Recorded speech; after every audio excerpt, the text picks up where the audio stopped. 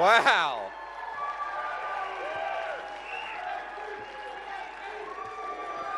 God.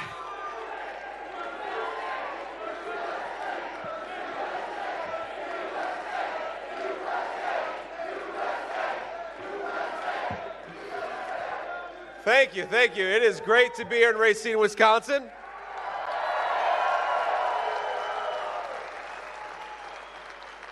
But it's going to be even better in 8 days because I think we're going to win the state of Wisconsin and make Donald Trump the next president of the United States. Now, we have a lot of incredible people helping us. I know we've got a lot of folks, just volunteers, just in this room, but I want to give a special shout out to a couple of people. In particular, you guys are very lucky in the state of Wisconsin to have a great United States Senator in Ron Johnson. Ron, where are you?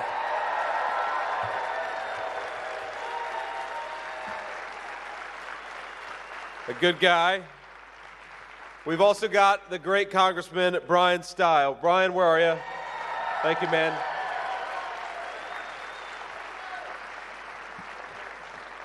And last but certainly not least, the beautiful Usha Vance. Thank you, honey, for being here.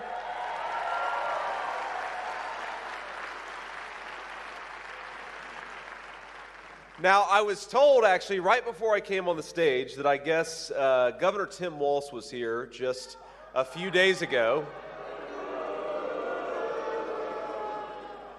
And they had, apparently they thought he was going to have 300 people, but he only had 200. That's too bad for Tim. But now we're here and we've got 1,000 people, so I'd say all the joy is with the Trump campaign.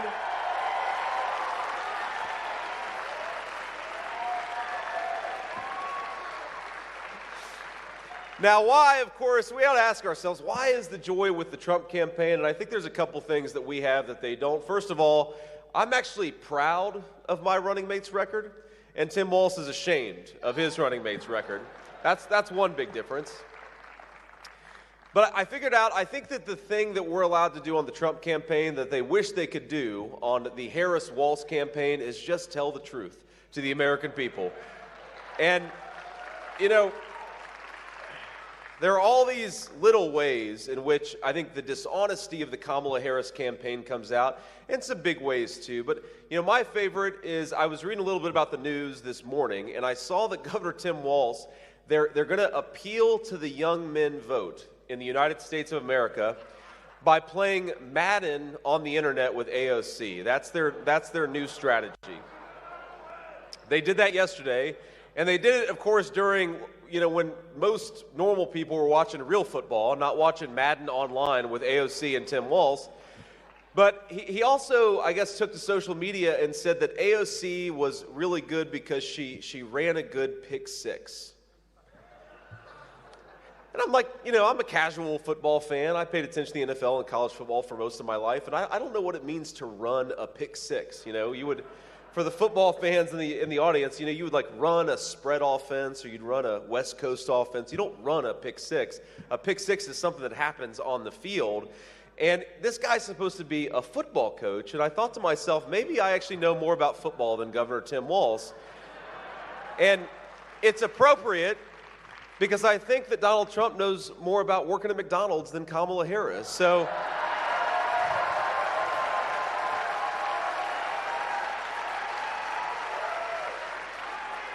now those are the little dishonesties that they tell about their past, but of course there's some big dishonesties that are at the heart of the Kamala Harris campaign. And the number one most important dishonesty is that she has nothing to do with what's been going on in the United States of America for the last 3.5 years.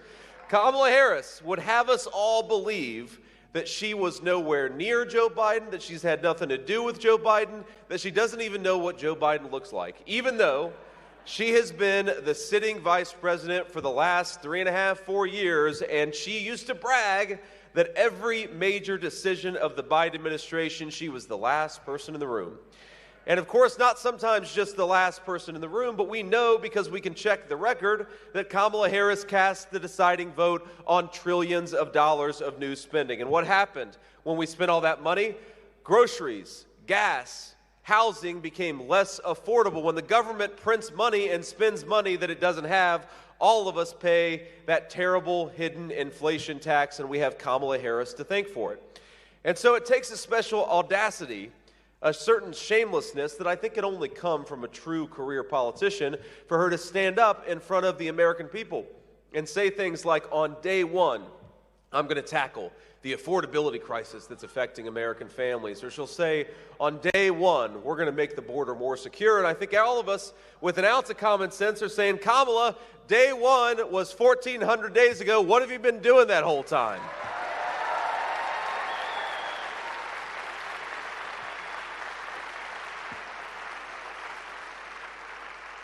Now, Kamala Harris's surrogate, your illustrious governor, says that, quote, we have the greatest economy we've ever had.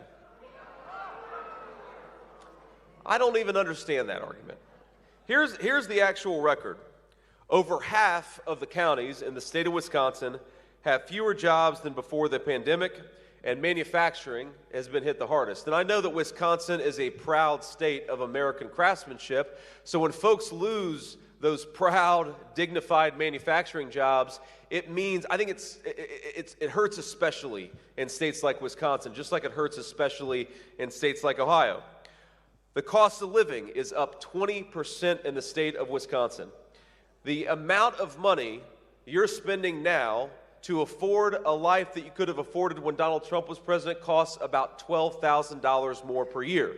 And in total, inflation has robbed Wisconsin families of about $28,000. That's the record of Kamala Harris. That is the record of the last 4 years. Is that the greatest economy we've ever had? So I think you'd all join me in saying, let's get back to the common sense economic policies of Donald J. Trump. Let's get back to prosperity in the state of Wisconsin and all across the United States.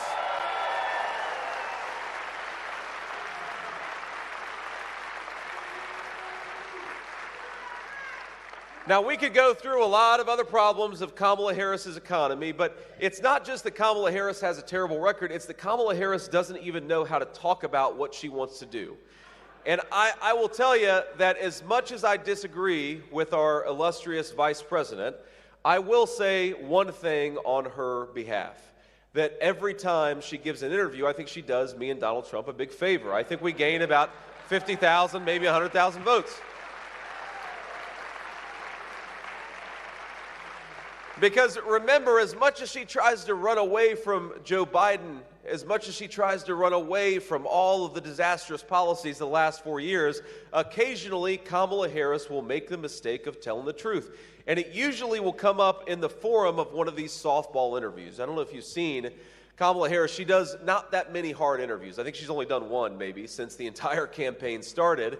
And of course, you know, me and Donald Trump, we go everywhere. We talk to everybody because the people who want to lead you ought to go out and earn your vote, not be expected to just be given your vote. I think that's common sense.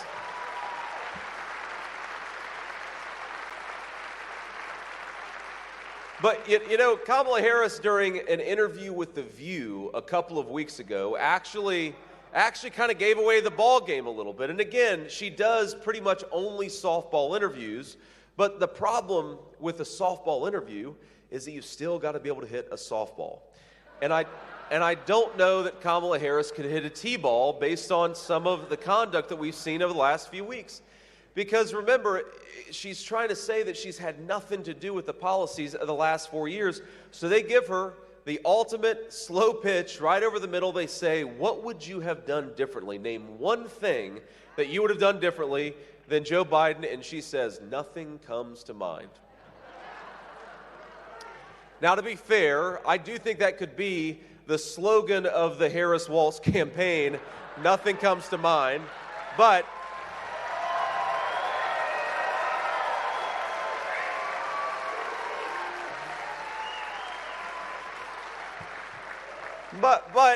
there's a serious truth behind it, which is that if you can't name anything different that you would have done over the last 4 years, then how can you run on being the candidate of change?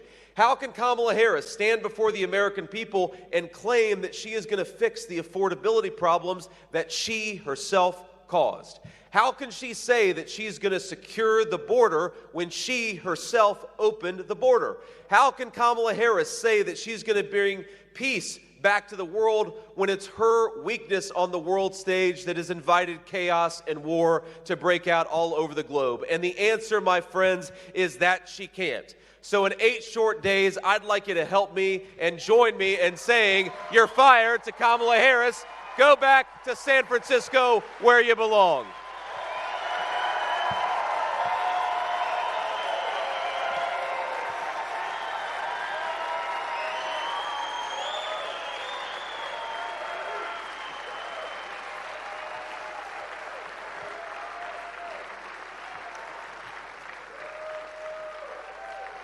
I mean, there is so much that we could walk through with Kamala Harris's failed leadership. We could talk about the fact that our national debt has exploded over the last 4 years. We have never had, I know Ron Johnson cares about this as much as anybody in Washington, we have never had peacetime spending like this. You know, usually when you have a government spending like a drunken sailor, they at least have the excuse of a war. Kamala Harris doesn't even have that excuse. She's spending like it's World War III, and frankly, with her policies, she may walk us into World War III, but thank God we're not there yet, and yet she's spending like we are. Credit card delinquencies are at 9% in the United States of America. That means that about 1 in 11 of our fellow citizens are so strapped for cash that they can't even pay their bills.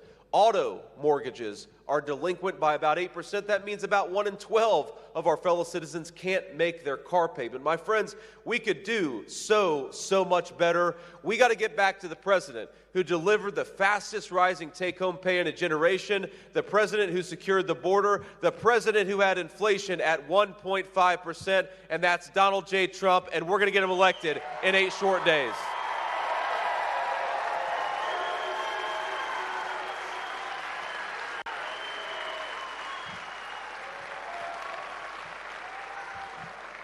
Now, of all the issues that we could talk about, I think we believe in the common sense principle that our schools ought to educate our children and not indoctrinate our children, right?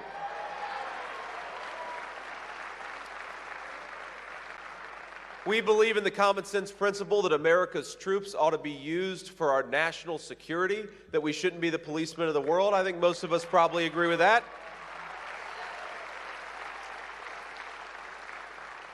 But there is one issue, I think, above all others, where Kamala Harris has represented such a radical departure from the successful policies of Donald J. Trump, and that is at the border. And what a disgrace what's going on at the American southern border. You know, when I became the vice presidential nominee, one of the first trips that I made to Wisconsin, I talked to a lot of local police officers and sheriffs, and they told me that they had recently arrested a Mexican drug cartel member an hour north of Milwaukee, Wisconsin. Almost hard to believe, and yet we have, all over the beautiful state of Wisconsin, we have drug cartel members who are selling fentanyl into our communities, who are committing violent crimes, who are sex trafficking minor children into our communities, and they're doing it because Kamala Harris rolled out the red carpet for the worst people in the world. And I think that we could do so much better with just a very, very simple principle. That if you came to this country illegally over the last 4 years, our message is very simple: pack your bags, because in 3 months you're going back home. And if you do that,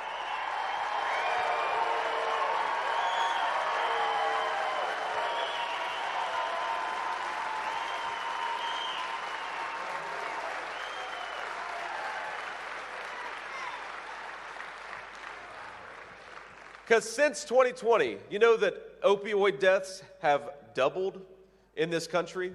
It's now the leading cause of death of our young people is drug overdoses, and most of the drug overdoses are caused by fentanyl brought into this country by Mexican drug cartels. Now, we talk about that problem all the time, and rightfully so, and my family was very personally affected by this. It's one of the reasons why I care so much about it.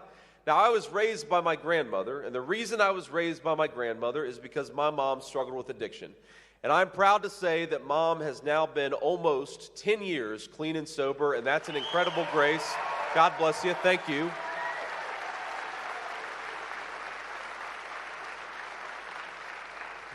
But I can't help ask myself, what if 15 years ago, when Mom had an overdose and I was a young kid praying by her bedside, hoping that she would wake up, what if she had taken what Kamala Harris has let come into this country over the last few years? I don't think that I would have gotten that second chance with my mother. And when you look at the number of people who are dying from this poison, we know that there are hundreds of thousands of American citizens who haven't gotten that second chance over the past 3 years.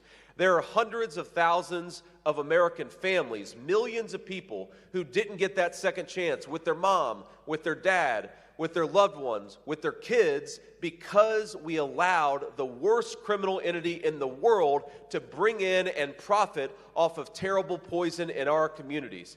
We are doing something to this country that is totally unforced and that is totally unnecessary, and it is going to stop when Donald J. Trump is back in the White House.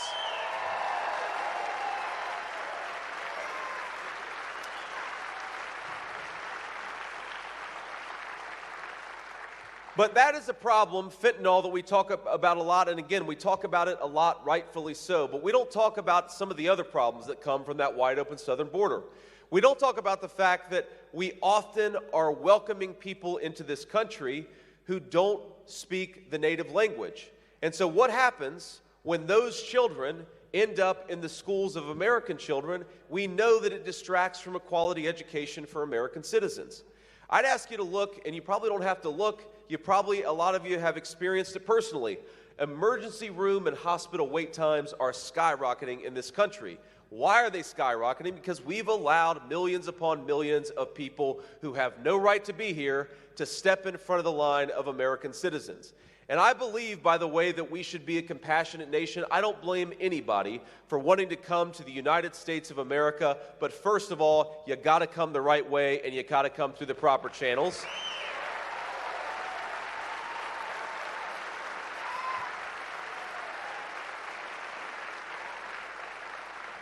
And second of all, and this is very, very important, you know who I do blame? I blame Kamala Harris and her open border. So let's say to her in 8 days, you're fired. Get the hell out of there. We want somebody who actually cares about America's citizens.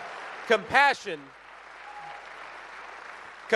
is a very good thing, my friends, and I believe that we are a compassionate and generous country. In fact, I believe that we are the most compassionate and the most generous country in the history of the world. But our compassion and our generosity must start with our fellow Americans, our fellow citizens. That is where our leaders should focus, especially given how screwed up the world is in 2024.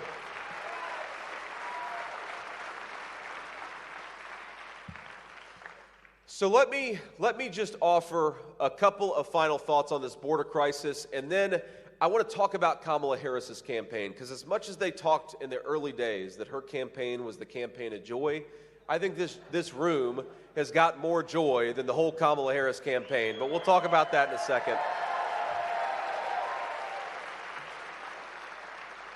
There's one problem that I think the media is so dishonest about it, so I talk about it at probably every event that I do because it's important. And that's the issue of housing for young Americans in particular. I am the first millennial on a major party ticket, and I speak for a lot in my generation, and especially people who are even younger than I am. We want to be able to afford the American dream of homeownership, and we want every American child to be able to own a stake in this country that all of us love. But because of what's happened to housing prices, we have a whole generation of American citizens who are looking to the future, wondering whether they're ever going to be able to start a family or ever to be able to buy a home. Housing prices under Kamala Harris's leadership have risen over 40%, and of course, in a lot of communities in Wisconsin, they've risen a lot more than 40%. That is a disgrace. To do that to our young people, to tell them they're not going to be able to own a home in the country that their parents and grandparents built, we have got to do so much better. And here's how we're going to do it. Because there are two things that we've got to do to make the American dream of homeownership affordable again. Number one, we got to lower interest rates and build more houses. It's very simple. If you go and buy a house right now, mortgage interest rates are as high as they've been in probably 30, 40 years in the United States of America. And not to mention that, but we're not building enough homes. You know, think about this. Our ancestors went to the moon with pocket calculators and slide rules, and thanks to Kamala Harris's overreaching government, we don't make enough homes for our own citizens. We used to make rockets that went to the moon. Now we don't build enough homes. That's a terrible, terrible reflection of our current leadership. But the honest and hard truth, and this is what the media doesn't talk about enough, is that no matter how many homes that we build, if we don't ensure those homes go to American citizens, housing prices are always going to be unaffordable for the American people. And when you bring in 25 million people who have no legal right to be here, and you put them in homes that ought by right go to American citizens, you are stealing the American dream of homeownership from our people.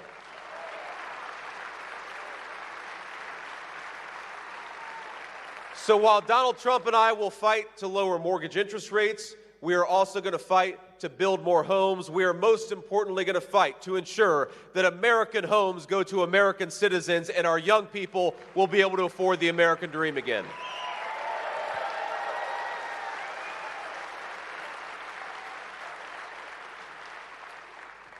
So let's talk just a little bit about Kamala Harris's campaign, because I don't think it's going so well, my friends, but here's the thing is, she doesn't have a plan to run on. She doesn't have a record to run on.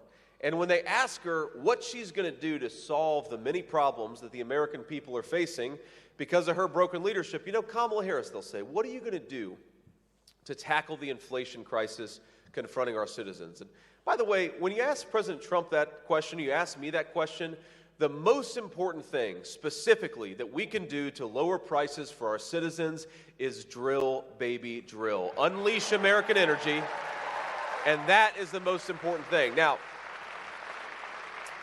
because think about this, if a truck driver who delivers the groceries to the grocery store is paying 45% more for diesel, then all of us are going to be paying more for groceries. Or if the guy who delivers the lumber and the building materials to a job site is paying 40% more for gasoline, then all of us are going to be paying more for the homes that get built at that job site. So the most important thing we can do is just unleash America's energy workers, and Kamala Harris is proposing to do the exact opposite, which is probably why when they ask her what her specific plan, what does she want to do, no slogans, to solve the inflation crisis for the state of Wisconsin and the American people, she'll say, well, I grew up in a middle-class family. And I'm sitting there watching going, wait a second, you didn't answer the question. What are you going to do for those middle-class families so they can afford groceries and housing again? And if you don't have a specific answer to this question, you belong nowhere near the Oval Office of this country.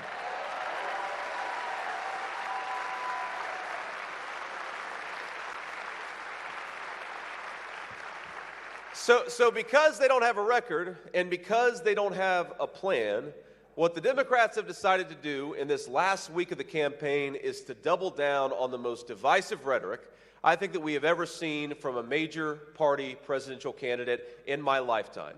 Because as much as Donald Trump and I have criticized Kamala Harris, and we'll criticize their plans, we'll criticize their disgraceful open border, Donald Trump and I want to be president of the whole United States of America. Even if you voted the wrong way, or will vote the wrong way in 8 days, we're still going to fight for you, and we're still going to fight for your interests. But here's the thing. That's not what Kamala Harris is saying.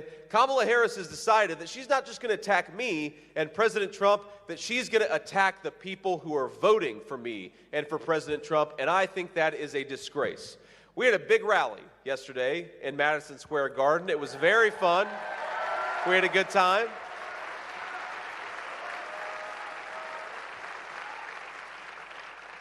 We got on the campaign plane today because, we had a good time. Then we had a good time after the rally, but because my kids wake up really early, we all left for the airplane around 6:30 this morning, and I got on my plane and I looked at my staff and I said, man, you all look like hell. Long night last night, so say a prayer for the Vance campaign staff. But we thank you. But we get on the plane, and I realized that Kamala Harris called the great patriots from every walk of life, from every faith, from every creed, from every background, white, black, and everything in the middle, 100,000 patriots, at least, between those that were inside of Madison Square Gardens and those that were outside, and she and her running mate are calling it a fascist rally. They're comparing it to a Nazi rally from 100 years ago. Go look it up. That's what they're doing. Now, it's absurd for a whole host of reasons. But you know one of the reasons it's most absurd is because the proud patriots, I imagine that nearly every person in this room has a relative who served in the Second World War. Our families actually went and defeated the Nazis. To call us Nazis is a disgrace. But I think it's extra ridiculous when you compare what Kamala Harris is actually running on versus what President Trump is actually running on. So I want you to look at this photo. I actually looked at this photo this morning, and we got some screens up here. So this is just something I Googled. I Googled troops landing at Normandy or something like that, and this is what comes up. Now, when these guys were fighting the actual Nazis back in 1944, I wonder what they would think about the Kamala Harris campaign and her policy proposals such as they are. Do you think that those men who saved a continent, and I would say saved the world for freedom and liberty, do you think that they were fighting to open the southern border of their own country? Because I don't. Do you think that those men were fighting for taxpayer-funded sex reassignment surgeries for illegal aliens? I'd like Kamala Harris to go back in time and hop on that boat and say that she wants taxpayer-funded sex reassignment surgeries for illegal aliens. And I'd like to hear the response of those brave men. Because I'll tell you, you got to be very precise with political language, okay? And so I decided to look up what is the exact phrase that I would use for a person who thinks those brave men were fighting for what Kamala Harris is fighting for today. And I looked in the dictionary, I thought very hard about it, and I came up with the perfect term. If you think those brave men were fighting for an open border and sex change surgeries for illegal aliens, the proper term for you is dipshit. And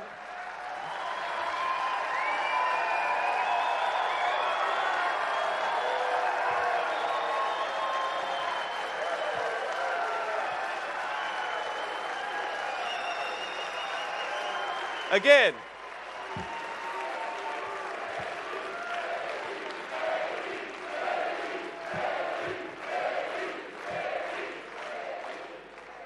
you got to be precise with your language in politics. The media is very tough. You got to choose the right words. And I apologize if there are any kids out there, but my mamaw cussed a lot. I turned out okay. So one final thought, and then we'll take a few questions from the local reporters. We've had a lot of fun here, and most importantly, we're having fun in the service of something, which is saving this country and making sure our fellow citizens can afford the American dream again. That's really all this is about. We're trying to make it so that if you work hard and play by the rules, you can afford a decent life. And that's economic principles, that's securing that southern border so we have safe neighborhoods, that's making sure that we have a more peaceful world. All these things are necessary to live in a good life, but we're not going to do it unless we change the leadership of Washington, D.C. So I want to make 3 requests to you before we kick this over to the media. Number 1, I want you to post about this event on social media or text it to your friends, whatever method of communication you use. Talk about what you heard here and talk, most importantly, about why you're voting for Donald J. Trump for President of the United States. That's number 1.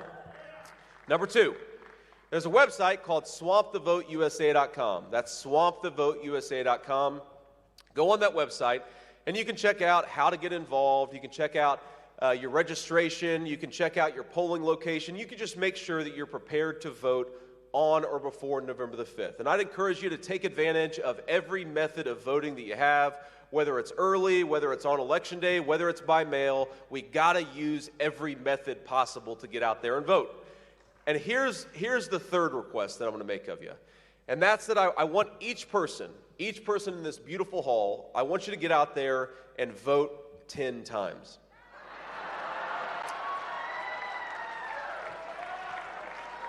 Ron just shot me a look. He said, we're Republicans. We only vote once. Here's the way you're going to vote the legal way 10 times is you're going to take yourself to the polls and take 9 of your friends and family with you. And I want every person to make sure that happens by Election Day.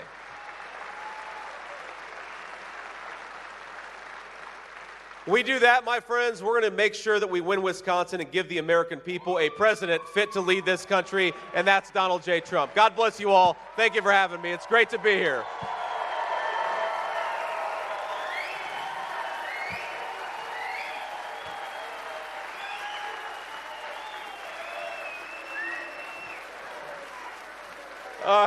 All righty.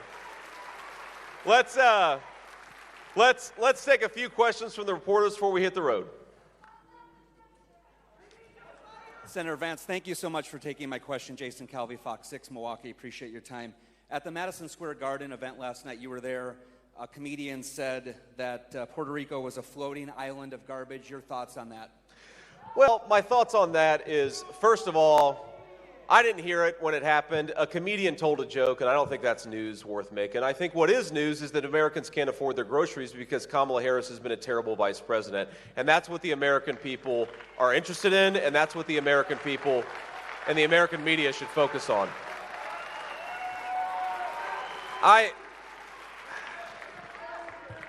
Look, maybe I'm old-fashioned, or maybe I just grew up with a grandmother who had an especially foul mouth. But you know what I do? You know what I do when I think a joke is dumb or not funny? I don't laugh. I don't create a fake outrage cycle to distract from the fact that our fellow Americans can't afford to buy housing. That is outrageous, and that's something to be offended by.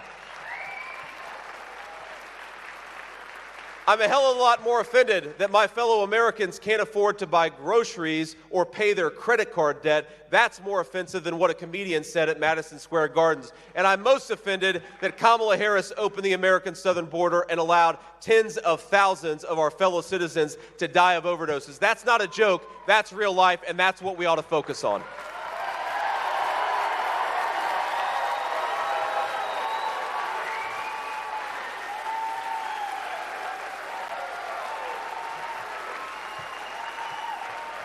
Thank you.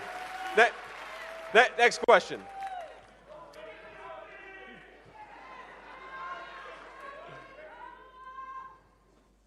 Thank you, Senator Ricardo Torres, Milwaukee Journal-Sentinel.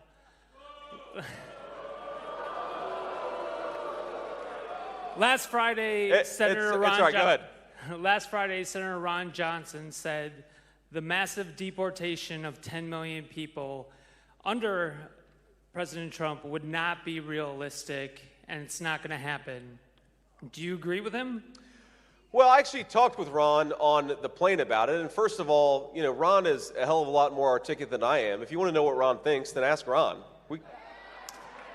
But what I think and what President Trump believes is that, number one, we've got to stop the bleeding. That's the most important thing, is we've got to stop the large inflow of illegal immigration in the first place. And you do that by building a wall, re-implementing deportations, and stopping the ridiculous catch and release policy of Kamala Harris. So you got to stop the bleeding first.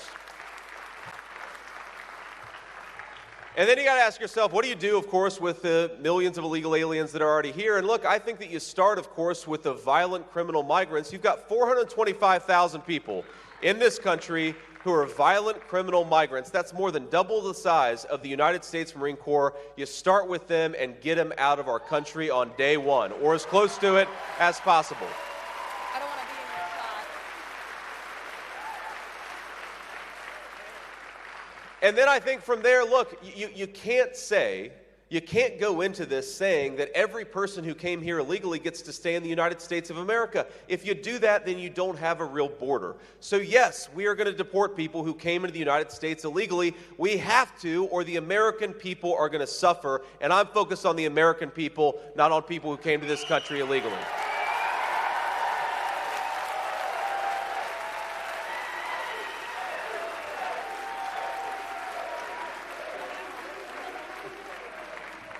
And just practically, there are a couple of things that you can do. First of all, we ought to make it harder for illegal aliens to work in the United States of America. We want people who are working, but legal. We want legal residents and citizens to be working in this country, not illegal labor. And I think that if you do that, combined with some real law enforcement, and by the way, every time I go to a local community, the local officers are telling me we would love to help the federal government with immigration enforcement because they're being overwhelmed.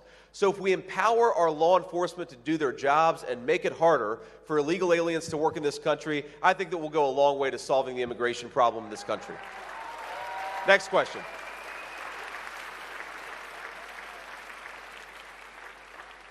Good evening, Senator Vance. My name's Adam Reif with CBS 58 in Milwaukee. This state was decided by about 20,000 votes 4 years ago, and right. about 23,000 4 years before that. Given razor-thin margins expected in a lot of swing states, are you concerned that the comments last night that your campaigns had to distance itself from today, are you concerned that that could tip minority voters in these key swing states? And what is your campaign doing to reach out to those minority communities in these final 8 days? Yeah, so look, I'm not worried that a joke that a comedian who has no affiliation with Donald Trump's campaign told, that a lot of people are going to wake up and say, oh, we're not going to vote for Donald Trump now. We're going to look past the fact that we can't afford groceries because somebody made a joke that we don't like. I just don't buy that. I don't think that's how most Americans think, whatever the color of their skin. But you know, I think the answer, how are we trying to reach out to people of color in Wisconsin and everywhere else? I think, look, every individual is different. Every individual community is different. I think what I've found is that a lot of Latino folks that we're reaching out to, they're really worried about the cost of goods. They're really worried about not being able to afford groceries. And a lot of them are devout Christians who are really worried that Kamala Harris has made it harder for them to practice their faith and raise their children as they see fit. So we're talking a lot about religious liberty to our Hispanic community. You know, I think a lot of black voters that we're talking to and we're doing very well with, they really like the fact that we're focused on economic issues and how to empower the American people to be able to afford the American dream again. I also talk to a lot of black voters who are sick of being told what to think and what to say by other people. They want to think for themselves. They're sick of the censorship in this country. And interestingly, when there are especially a lot of young black voters that I talk to, you know what, a lot of them are pretty pissed off that they were threatened with the loss of their job because they didn't want to take the COVID shot 3 years ago. They're pissed off about that, and that, of course, happened because of Kamala Harris. And then, of course, because we have such an incredible country, a lot of the concerns that I'm hearing among young black voters, I'm also hearing among older white voters. That people are worried about the state of this country, and they recognize that if we elect Donald J. Trump, we're going to unleash a golden age of prosperity in the United States of America. But if we double down on failed leadership, it's going to get a lot worse. We'll do one more question. I'll hit the road. Hi, Senator Vance. Katrina Kaufman from CBS News. So your campaign has received a number of endorsements from the Muslim community, including on Saturday in Michigan. But last night, Rudy Giuliani made some disparaging comments about Palestinians, saying that Hamas is training 2-year-olds to kill Americans. What is your response to those? Well, first, I mean, the implication is that Muslim Americans are defending the tactics of Hamas. That's sort of the implication of your question. I don't buy that for a second. I think there are a lot of Muslim Americans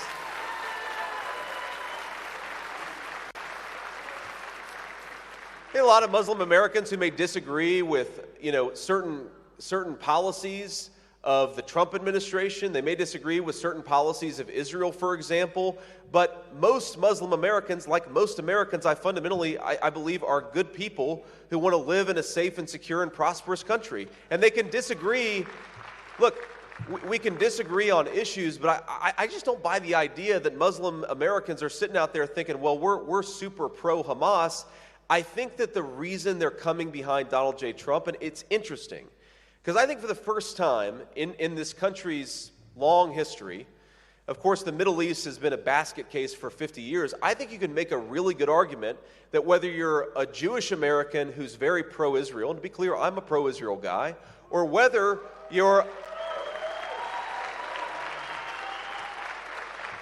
a Muslim American who doesn't always agree with Israel, Donald Trump is actually the best candidate for both of those two camps.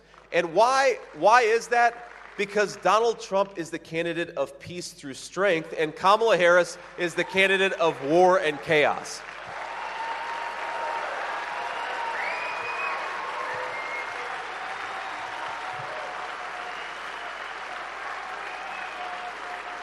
And just think about this, right? So think about this. Let's just say that Kamala Harris is in a meeting with Netanyahu or whoever the leader of Israel is. She's in a meeting with Netanyahu, and she's in the meeting with, a representative group of the Palestinians. And they say, Kamala Harris, how are you going to help us restore peace to our country? And she says, well, I grew up in a middle-class family. That's not going to work. You need somebody with an ounce of competence. You need somebody who actually has their own developed thoughts about how to solve the country's problems and how to engage diplomatically with the rest of the world. And whether you agree with him all the time or not, Donald J. Trump actually has ideas in his head about how this country ought to be governed. That makes him head and shoulders above the competition. Just that one thing.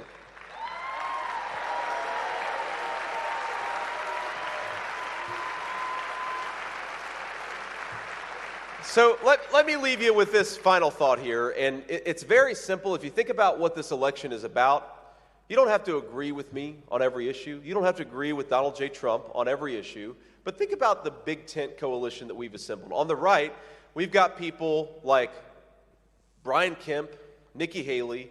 On the left, we've got people like Tulsi Gabbard and Bobby Kennedy. This is the common sense coalition that's ready to take this country in a more positive direction. But it's very simple. Kamala Harris broke it, and Donald Trump will fix it.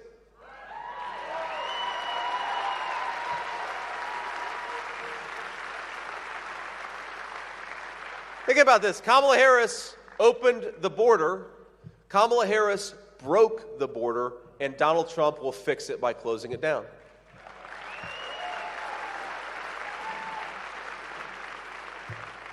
Kamala Harris inherited an economy with 1.5% inflation and rapidly rising take-home pay. Kamala Harris broke that, but put Donald Trump back in there and he'll fix it.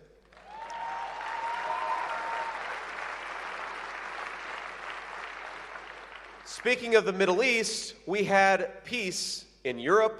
We had a much more peaceful situation in the Middle East. We had peace in East Asia. Kamala Harris broke the world security situation, and Donald J. Trump will fix it. It's very simple.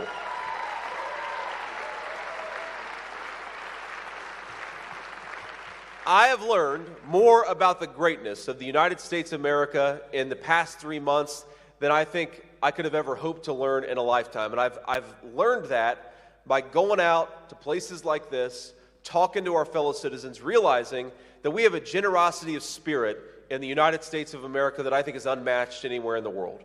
We have the best natural resources, the most beautiful country anywhere in the world.